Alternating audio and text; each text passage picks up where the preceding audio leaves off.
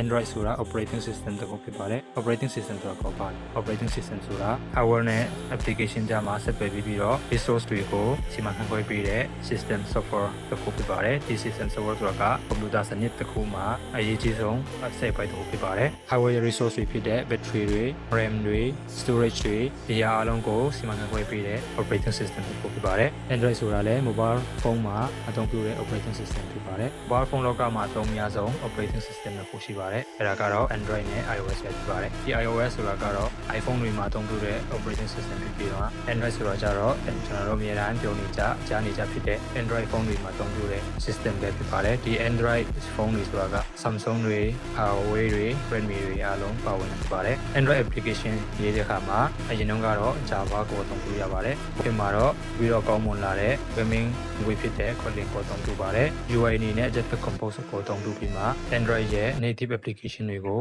ရေးနေကြရတာပဲဖြစ်ပါတယ် iOS မှာကျတော့ Swift ဆိုတဲ့ programming language ကိုအသုံးပြုရပါတယ်ဒီ Android ကို2003ခုနှစ်မှာ Android company အဖြစ်သင်ခဲ့ပြီးမှ2005ခုနှစ်မှာcompany ကနေအပြီးပိုင်ဝယ်ယူခဲ့တာပဲဖြစ်ပါတယ်အခုချိန်ထိ Google ရဲ့စီမံခန့်ခွဲမှုအောက်မှာတည်ရှိနေတာပဲဖြစ်ပါတယ်အခုချိန်မှာတော့ Android ကိုနေ့စဉ်သုံးပြုနေတဲ့ user က3 billion ကျော်လောက်ရှိနေတာပဲဖြစ်ပါတယ်ဒါဆိုရင် Android ဆိုတာကိုအနည်းငယ်အချမ်းဖြင့်နားလည်မယ်လို့ယုံကြည်ပါတယ်အားလုံးကိုကျေးဇူးတင်ပါတယ်